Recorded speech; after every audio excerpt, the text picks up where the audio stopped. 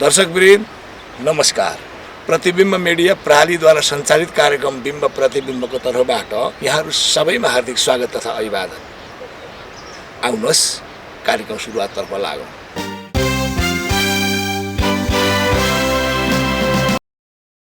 चुरे संरक्षणमा स्थानीय सरकारको भूमिका। जनताको सबैभन्दा नजिकको सरकारका रूपमा रहेको सरकार हो स्थानीय सरकार। गाउँ गाउँमा सिंहदरबार भन्ने नारालाई कार्यान्वयन तहमा पुर्याउने यो सरकारले सरकारकै रूपमा काम गर्न थालेको 5 वर्ष भयो।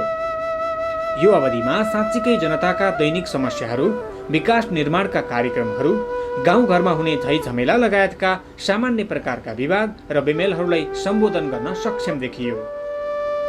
पथरी शनिश्चरी गाउँपालिकाका नगर प्रमुख दिलीप कुमार राई भन्नुहुन्छ, यो छोटो अवधिलाई 4-5 वर्षको अवधिलाई राखिदिने हो भने एक-एकवटा पल्लामा राखिदिने भनेदेखि चाहिँ यो 2074 देखि 78 सम्म आइपुगेको पल्ला चाहिँ स्वाभाविक रूपमा भारी हुन्छ। मैले भन्ने यति हो। यो नगरपालिकाको कृषि पाटो चाहिँ शून्य अवस्थामा थियो। तर अहिले हामी आइसकेपछि कम्तीमा पनि हामीले चाहिँ धान खेतीलाई चाहिँ हामीले ब्लकमा लान सफल भएका छौँ। माछा खेतीलाई पनि हामीले ब्लकमा लान सफल भएका छौँ। मकैलाई हामीले पकेटमा लगिरहेका छौँ। मौरीलाई पनि मह उत्पादनलाई पनि हामीले पकेटमा लान सफल भएका छौँ। बाख्रा र बङ्गुर पनि पकेटमा लान सफल भएका छौँ। आलु उत्पादनलाई पनि हामीले पकेटमा लान सफल भएका छौँ। यसले के देखाउँछ, मैले छोटो रूपमा भने यसले के देखाउँछ भनेर भन्नुहुन्छ भने कि अब कृषिमा परिवर्तनहरू, कृषिमा आधुनिकीकरणहरू, कृषिमा अर्ग्यानिक पक्षधरहरू अब अगाडि बढिराखेको अवस्था छ। माथिका राज्यले सम्मान गरेको ज्येष्ठ नागरिकहरू हुनुहुन्छ, ठुलो सङ्ख्यामा 1200 को सङ्ख्यामा हुनुहुन्छ। उहाँहरू अस्वास्थ्य भएको कारणले गर्दाखेरि अस्पताल जानु पर्यो भनेदेखि प्रदेश नम्बर 1 को कुनै पनि अस्पतालमा जानको लागि हामीले एम्बुलेन्स फ्री गरिदिएको छौँ। हामीसँग 3वटा एम्बुलेन्स पनि छ यो नगरपालिकासँग। र 80 वर्षभन्दा माथिको ज्येष्ठ नागरिकहरू जति हुनुहुन्छ उहाँहरूलाई आवश्यक परेको बेला कुनै पनि बेला नत्र 2 महिनामा एकपटक स्वास्थ्यकर्मी घरमै गएर उहाँको स्वास्थ्य अवस्था के छ, उहाँले सेवन गर्नुको औषधिले पारेको असर के छ, त्यसको जाँचबुझ गर्ने, अध्ययन गर्ने, आवश्यक परेको स्वास्थ्य सल्लाह दिने कामहरू हामीले गरेका छौँ। अर्को पक्ष कस्तो छ भन्नुहुन्छ भने हामी कहाँ चाहिँ दीर्घ रोगीको सङ्ख्या पनि ठुलो छ। दीर्घ रोगीको भनेको चाहिँ 8 प्रकारको रोगीहरूलाई सम्मान स्वरूप उहाँहरूलाई रोग लागेको समयमा कम्तीमा नगरपालिकाले सम्झ्यो भन्नको निमित्त जीवनमा एकपटक रु 15,000 रुपियाँ हामीले दिँदै आएको छौँ। त्यो चाहिँ झन्डै 550 को सङ्ख्यामा हाम्रो नगरपालिकाभित्र अहिलेसम्मको तथ्याङ्कले पुष्टि गरेको छ। स्वास्थ्यको क्षेत्रमा हामीले यी काम गरेको छौँ। अब शिक्षाको क्षेत्रमा पनि हामीले हिजोभन्दा फरक कामहरू गरेको छौँ। र विद्यालयको सन्दर्भमा एउटा हामीले गरेको काम के छ भने त्यो भवन निर्माण हुन सक्न लागिरहेको छ। प्रदेश नम्बर 1 कै आवाससहितको बौद्धिक अपाङ्गता विद्यार्थीहरू पढ्नको लागि भवन अन्तिम चरण पुगेको छ। प्रदेश नम्बर 1 को एउटा मात्र हो यो। यी सबै विद्यालयबाट उत्पादन भएका विद्यार्थीहरू एसई पास गरिसके पछाडि चाहिँ उनीहरूले यो पढाइको निमित्त उहाँहरूको रोजाइमा चाहिँ यो उर्लारीमा रहेको मदन भण्डारी प्रतिष्ठान उहाँ पढ्नुहुन्छ होइन। उहाँहरूले त्यो त्यहाँ पढ्दाखेरि त्यो प्राविधिक धारको कलेज भनेदेखि त्यो आर्थिक दायित्व शैक्षिक लोनको माध्यमद्वारा नगरपालिकाले हामीले व्यवस्थापन गरिदिएको छौँ। त्यहाँ पढ्ने विद्यार्थीहरू चाहिँ आज नगरपालिकाले 60 जना विद्यार्थीहरू त्यहाँ पढाउँदैछ, प्राविधिक धारका विद्यार्थीहरू। त्यो भनेदेखि सिटिभिटीबाट सम्बन्धन प्राप्त गरेर भागीरथ माध्यमिक विद्यालयमा हामीले एक शैक्षिक सत्र अगाडिबाट हामीले बाली विज्ञान पढाइरहेका छौँ। त्यहाँ अहिले हाम्रो नगरपालिकाको झन्डै 30 जना विद्यार्थीहरू पढ्दैछन् र ती पढ्दै गरेको 30 जना विद्यार्थीहरूलाई पनि त्यहाँनिर आर्थिक दायित्व उहाँहरूले वहन गर्नुपर्छ। त्यो आर्थिक दायित्व वहन गर्ने क्षमता अभिभावकले राख्नुहुन्न भनेदेखि नगरपालिकाले तोकेको छ। त्यहाँ 50% अनिवार्य, कम्तीमा पनि 50% चाहिँ शैक्षिक लोनको व्यवस्था नगरपालिकाले गरिदिएको छ। पथरी शनिश्चरी नगरपालिका मोरङ जिल्लाको उत्तर पूर्वी क्षेत्रमा पूर्व पश्चिम राजमार्गसँग जोडिएको नगरपालिका हो। नेपाल सरकारबाट स्थानीय तहको पुनर्संरचना गर्ने क्रममा साबिक हसनदह गाविसलाई समेत मिसाएर मिति 2073 फागुन 27 गते हालको पथरी शनिश्चरी नगरपालिकाको स्थापना भएको हो। यस नगरपालिकामा करिब 80,000 जनसङ्ख्याको बसोबास रहेको पाइन्छ। यस नगरपालिकाभित्र बग्ने पतरी खोला मुख्य सिँचाइको स्रोत हो भने जाल्पा भुल्केदेवी मन्दिर क्षेत्रको आसपासमा प्रशस्त सिमसार क्षेत्र रहेको छ, जो पर्यटकीय दृष्टिकोणबाट अत्याधिक महत्त्वपूर्ण मानिन्छ। स्थानीय सरकारको नेतृत्व गर्नको लागि निर्वाचित पदाधिकारीले एक कार्यकाल पूरा गरेको वर्तमान अवस्थामा आफ्नो पालिकामा गरिएका काम कारबाहीका बारेमा जानकारी दिँदै बसोबासको हिसाबले हेर्ने भनेदेखि तथ्याङ्क सहित फेरि त्यो तथ्यले पनि बोल्छ। 35-36 सालदेखि जुन समयमा पञ्चायतकाल थियो त्यो समयदेखि बसोबास गर्नुभएको नगरवासीहरू हुनुहुन्छ।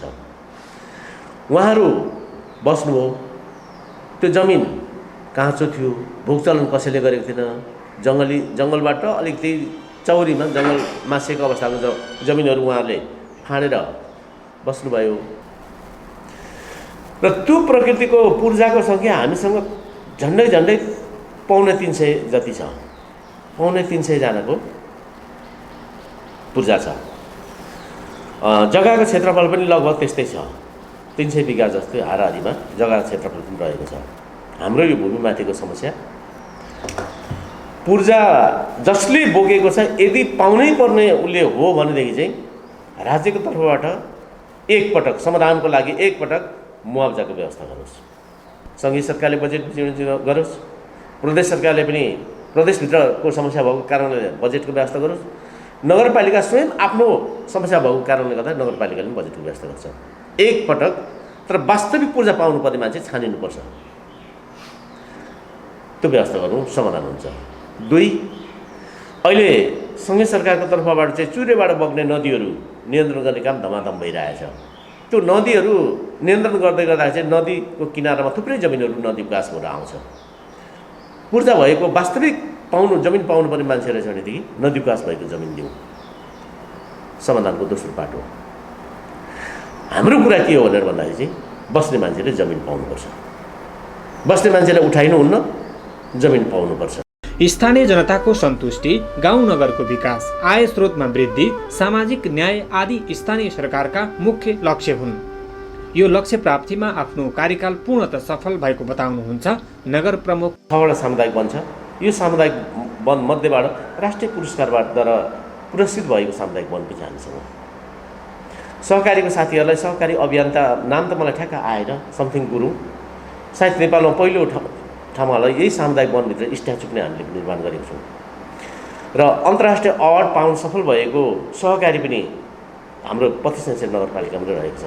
र सहकारीका साथीहरूलाई र सामुदायिक वनका साथीहरूलाई र अन्य प्रतिनिधि लगायत अन्य समाजका अग्गा व्यक्तित्वहरूले समाजमा रहेर केही गर्छु भन्ने उहाँहरूलाई छ भनेदेखि चाहिँ यो हाम्रो 1000 हेक्टरमा फैलेको सामुदायिक वनलाई एकचोटि हेर्नुभयो भनेदेखि उहाँहरूले नराम्रो कुरा पाउनुहुन्न, केही कुरा उहाँहरूले पाउनुहुन्छ। सामुदायिक वनभित्रको ट्री हाउस नेपालमै प्रथम र हेर्न लायकको यही सामुदायिक वनभित्र रहेको छ। स्थानीय सरकारको काम कारबाही र जनतालाई सेवा गर्ने कार्यमा प्रदेश र सङ्घीय सरकारका बीचमा समन्वय जरुरी छ र हुन्छ। स्थानीय सरकार जनतासँग प्रत्यक्ष सरोकार राख्ने नजिकको सरकार हो, यो जनसेवा गर्न सक्षम छ। तर उसको ठुलो समस्या भनेको प्राकृतिक विपत्ति हो। खास गरी चुरे क्षेत्रबाट आउने खोला नदीहरू स्थानीय पालिकाका समस्या हुन्। यस्ता नदी खोलाले वर्षेनी ठुलो जनधनको क्षति गर्दै आएको छ, हुन्छ र पाइन्छ। स्थानीय गाउँका समस्या स्थानीय जनताले बुझेको र भोगेको हुन्छ। काठमाडौँलाई अलिकति पनि थाहा हुँदैन। उनीहरूको भोगाई र दुखाइ स्थानीय पालिकालाई दिनुपर्छ, नदी तटबन्ध जस्ताको जिम्मेवारी। राष्ट्रपतिसँग जोडेर चुरेको संरक्षण गर्ने नाममा वर्षेनी ठुलो धनराशि खोलामा बगाइँदैछ। कहिले कसलाई जिम्मा दिने गरिएको चुरे संरक्षणको कार्यक्रम पटक्कै प्रभावकारी नभएको स्थानीय जनताहरूको भनाइ छ। स्थानीय पालिकाहरूको समन्वयमा सङ्घीय सरकारले मापदण्ड तयार गर्ने र अनुगमनको जिम्मेवारी आफूसँग राखेर कामको सम्पूर्ण जिम्मा स्थानीय सरकारलाई दिने हो भने वर्षेनी आउने नदी, कटान, डुबान जस्ता समस्याबाट जनताले मुक्ति पाउने देखिन्छ। यसका लागि स्थानीय पालिकाहरूबाट गरिएका नदी तटबन्धनका कार्यहरू उदाहरणका लागि पर्याप्त छन्। महाभारत पर्वत श्रृङ्खलाबाट उत्पत्ति भई चुरे क्षेत्र हुँदै बगेका हुन् वा चुरे क्षेत्रमै उत्पत्ति भई बगेका हुन्। यस्ता नदी खोलाहरूलाई आवश्यकता अनुसार सिधा बनाएर लैजाने हो भने यसबाट हुने धनजनको ठूलो क्षतिलाई न्यूनीकरण गर्न सकिन्छ। यसो गर्दा नदी गहिरिएर जाने सम्भावना रहन्छ, तर नदीको दुवै किनारामा मजबुत तटबन्धनको व्यवस्था गरी वृक्षारोपण समेत गर्दा नदी कटान, डुबान जस्ता समस्याबाट मुक्ति पाउन सकिन्छ। नदी उकासमा जमिन पर्याप्त निस्किन्छ, सुकुम्बासीहरूलाई बसोबासको व्यवस्था गर्न सकिन्छ। जनताले यातायातको सुविधा प्राप्त गर्नेछन्। नदी किनारामा हरियाली दिन प्रतिदिन बढ्दै जानेछ। यसका लागि स्थानीय सरकारलाई नै चुरे जस्ता प्राकृतिक स्रोतको संरक्षण गर्ने जिम्मेवारी दिनुपर्ने देखिन्छ। स्थानीय सरकारलाई नै चुरे जस्ता प्राकृतिक स्रोतको संरक्षणको जिम्मेवारी दिँदा जनताले नै खबरदारी गरेर गलत हुनबाट रोक्छन् र प्राकृतिक स्रोत साधनको पनि सही सदुपयोग हुन जान्छ। पहिला त हाम्रो यो पथिसरी नगरपालिकाको पूर्वतिर बग्ने बक्रा नदी, त्यसको छेउमा सानो एउटा नदी पनि छ सुनजोडा खोला, र पश्चिमतर्फबाट चाहिँ डाँस र डाँस मोरङ्गी भनेर यो चारवटा ठुल्ठुलो दुईवटा र सानो सानो चारवटाले हामीलाई चाहिँ खास गरेर वर्षायाममा चाहिँ हामीलाई समस्यामा छ। अब यसको समाधान गर्नको लागि हामीहरूले पछिल्लो समयमा गरेको सफलता के हो भन्नुहुन्छ भनेदेखि चाहिँ कम्तीमा पनि राष्ट्रिय योजनामा दुईवटा खोलालाई हामीले समावेश गर्न सफल भयौँ। त्यो सँगसँगै अर्को कुरा चाहिँ चुरे पनि हाम्रोमा कहिलेकाहीँ आइपुग्छ, तर चुरेको कुरा चाहिँ अलिकति कस्तो भनेर भन्नुहुन्छ भने, हुन त यो डाँस बक्रा नदी नियन्त्रणको कुरा पनि त्यही प्रकृतिको छ, चुरेको कुरा पनि त्यही प्रकृतिको छ होइन। अब खास गरेर अहिले समस्या भनेको चाहिँ के हो भनेर भन्नुहुन्छ भने, यसको टोटल चाहिने ऊ पनि भएको छ, डिपिआर पनि भएको छ, लागत स्मृति तयार भएको छ, सरकारले यसलाई नियन्त्रण गर्ने निर्माण गर्ने काम पनि भएको छ, तर बजेट विनियोजनको सन्दर्भमा चाहिँ अत्यन्त न्यून बजेट आइराखेको छ। त्यसको कारणले गर्दाखेरि बजेट विनियोजनको सन्दर्भमा सरकारले अलिकति भोलम वृद्धि गर्ने कुरा र यो तटबन्धनको कुरा चाहिँ हामीले भनेको अलिक फरक थियो। पथिसरी नगरपालिका तर्फबाट म उपस्थित भएको कार्यक्रममा मैले भनेको कुरा के हो भन्नुहुन्छ, तटबन्धन गर्ने सन्दर्भमा चाहिँ बहुआयामिक तटबन्धन गर्नुपर्छ। एक, यो दुईटै नदीले चाहिँ प्रशस्त मात्रामा खेती चाहिँ सिँचाइ गर्नुपर्छ, त्यसको लागि नहरको व्यवस्थापन गर्नुपर्छ एउटा कुरा, पानीको व्यवस्थापन गर्नुपर्छ एउटा। दोस्रो कुरा चाहिँ तटबन्धन गर्दै गर्दाखेरि चाहिँ नदी उकास भएको जमिनमा चाहिँ हामीहरूले फलजन्य वृक्षारोपणको पनि योजना समावेश गर्नुपर्छ होइन। र अर्को चाहिँ यसलाई चाहिँ तटबन्धन गर्दाखेरि चाहिँ लामो समय टिक्ने प्रकृतिको हुनुपर्छ र त्यो तटबन्धन गरेको डिलको जुन भाग छ त्यो सडकको रूपमा विकास गरिनुपर्छ। यदि त्यसो भयो भनेदेखि चाहिँ के हुन्छ भने सबैतिर चाहिँ राम्रो हुन्छ भन्ने हामीले प्रस्ताव गरेको थियौँ। योजनाको हिसाबले त्यस्तो प्रकारको छैन। हुन त वृक्षारोपण गर्ने कुरामा त भोलि फलजन्य बिरुवा रोप्ने कुरामा त नगरपालिकाले बिरुवा रोप्न नसक्ने होइन, तर यो उसको गति नै अत्यन्त धीमा गति भएको कारणले गर्दा असर। माथिका तथ्यलाई दृष्टिगत गर्दा सङ्घ र प्रदेश सरकारसँग समन्वय गरी स्थानीय सरकारलाई नै चुरे लगायतका प्राकृतिक स्रोत संरक्षण, पर्यटन, जडीबुटी सङ्कलन, प्रशोधन र निर्यात आदि इत्यादिको जिम्मा दिन सके काम प्रभावकारी हुने देखिन्छ र जनताले पनि वर्षेनी बेहोर्नु पर्ने नदी कटान, डुबान जस्ता समस्याबाट उन्मुक्ति पाउनेछन्। यसैका लागि मुलुक सङ्घीय शासन व्यवस्थामा गएको हो र स्थानीय सरकारको परिकल्पना संविधानले गरेर कार्यान्वयनमा गएको हो। नत्र स्थानीय सरकारको भूमिका संविधानमा एउटा र व्यवहारमा अर्को हुन जान्छ। चुस्त दुरुस्त प्रशासन, मुलुकको सुशासन र जवाबदेही व्यवस्थापनले मात्र मुलुकलाई समृद्धितर्फ लैजान्छ। विपद व्यवस्थापन लगायतका कार्यमा सुरक्षा निकायलाई समेत सामेल गराउनु उपयुक्त हुन्छ। भरपर्दो सुरक्षामा स्थानीय सरकारको काम कारबाही दिगो र प्रभावकारी हुनेछ।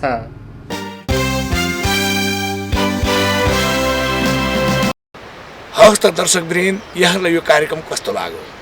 आगामी साता पनि यस्तै विविध सामग्री लिएर उपस्थित हुने नै छौँ। त्यतिखेर सम्मका लागि म लगायत हामी सबैलाई बिदा दिनुहोस्। नमस्कार।